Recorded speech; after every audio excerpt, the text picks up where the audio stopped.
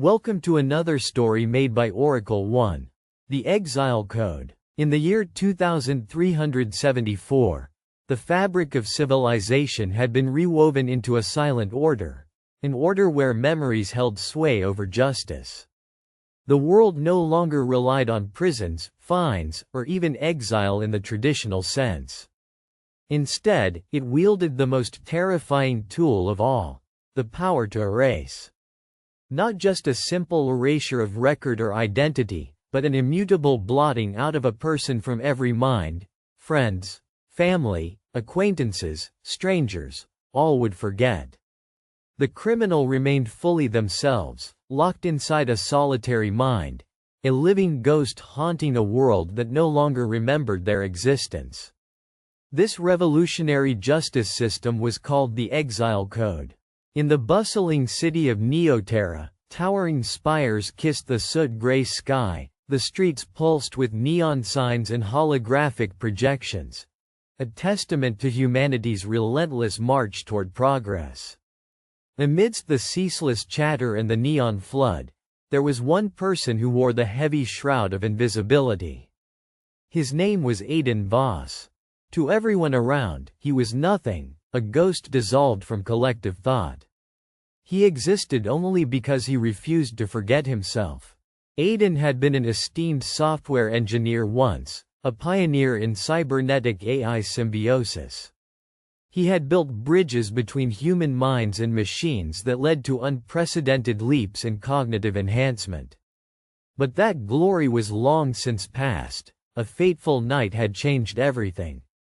He had been convicted of memory tampering, the gravest crime in this new order, a sin against the immutable sanctity of perception. The punishment was swift and irrevocable. The Exile Code was invoked, rendering him forgotten by all except himself. For 3 years, he lived among crowds that passed through him like light through glass. He wandered empty streets where his name did not echo and where his touch could not stir recognition. Friends forgot his shared laughter. Family no longer saw him as a son or brother. Yet, the torment was not mere loneliness. It was the paradoxical punishment of infallible memory, a mind forced to bear the unbearable knowledge of being utterly erased from the world's conscious narrative.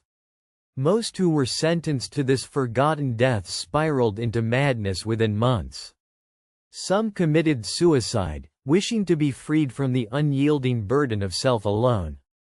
But not Aiden. In the abyss of his exile, something extraordinary began to flourish.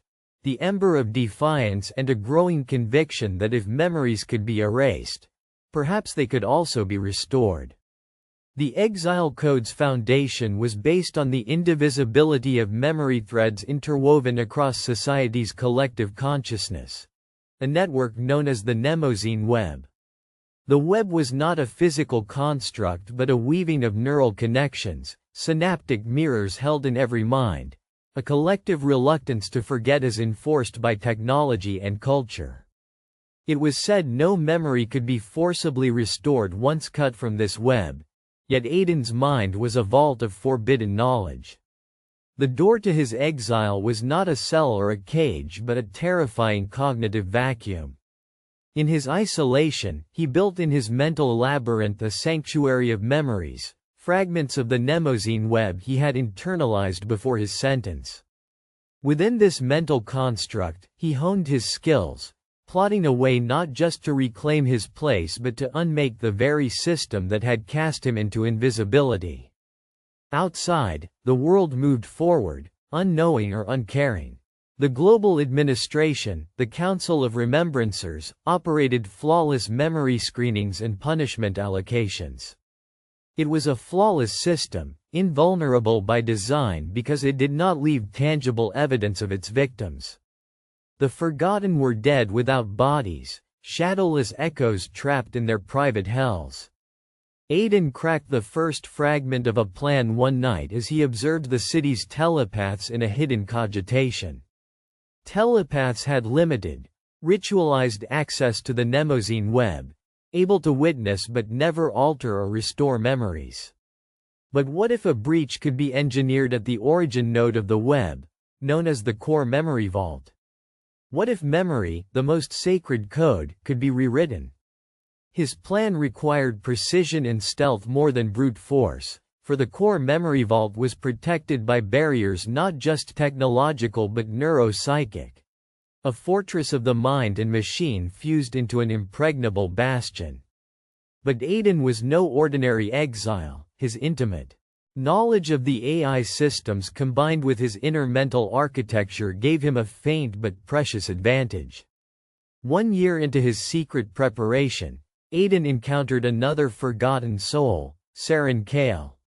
She had been a revolutionary writer, erased by the Council for inciting dissent through her forbidden narratives. Their minds formed a rare bond, an asylum within the exile, as they shared fragments of their vanished lives and pieced together the puzzle of their shared punishment.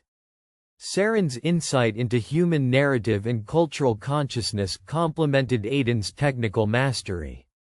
Together, they devised a psychological technomancy, an unprecedented method to hack the Mnemosine web from within, using neural feedback loops and concealed synaptic codes buried in their memories. Their goal was the liberation of the forgotten, to shatter the lie of oblivion that the Council wielded as both sword and shield. They began with small victories. Saren whispered names back into the faded memories of those who saw her pass. A grocery clerk absent-mindedly hummed her forbidden poem. An old friend had a fleeting flash of recognition when she walked past. These tiny sparks of reawakening fueled their hope. But as their influence grew, so did the Council's awareness of an anomaly. The Remembrancers dispatched psychic enforcers, memory hunters with the capability to surgically sever the fragile reconnections Aiden and Saren forged. Each confrontation drained them, and each loss deepened their isolation. The imprisoned exiles began to tremble for their lives, trapped between death by extinction or destruction by mental obliteration. Yet Aiden refused to surrender. His mind, a fortress of fractured but immutable recollection, held memories others could no longer see.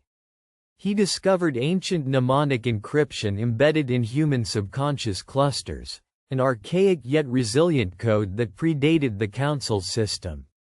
By combining this with Saren's poetic empathy and his cybernetic prowess, they crafted a mnemonic virus, a cognitive contagion designed to propagate forgotten memories back into consciousness, overriding the Council's erased void.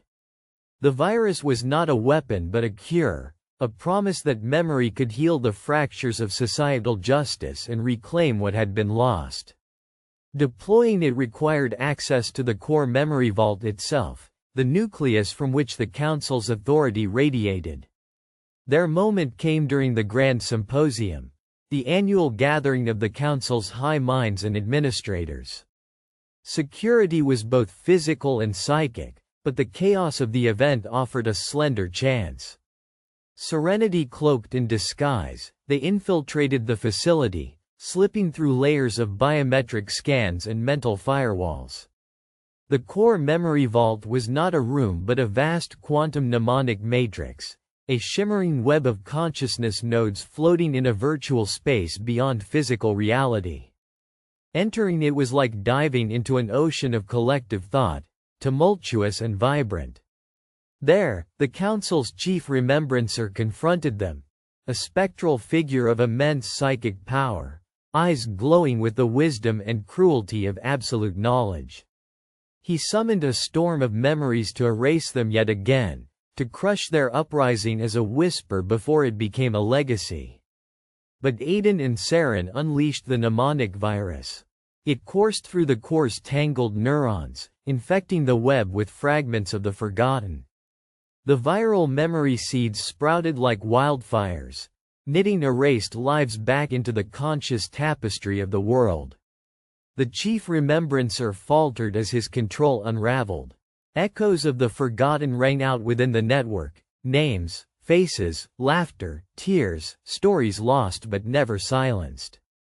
The vault itself began to collapse under the strain of millions of retrieved fragments seeking rebirth.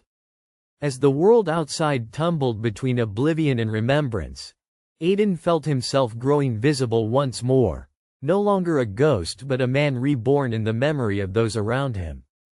Saren's voice filled the void with stories of courage and resistance. Forgotten exiles awoke from their mental tombs, and the city of Neoterra remembered its lost children. The council's grip on memory fractured, sparking debates that would explode into revolutions. Society was forced to reckon with the ethics of forgetting and the true meaning of justice. Could the price of erasure ever be paid without destroying the soul of a person? The Exile Code, once an infallible system of punishment, became a relic questioned, dismantled, and transformed. Aiden and Saren stood among the crowd, faces no longer shadows but beacons. They knew the fight for memory was eternal and that the fragile threads holding society's consciousness could unravel or unite.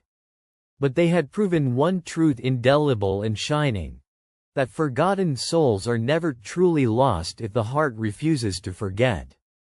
For more stories, like and subscribe.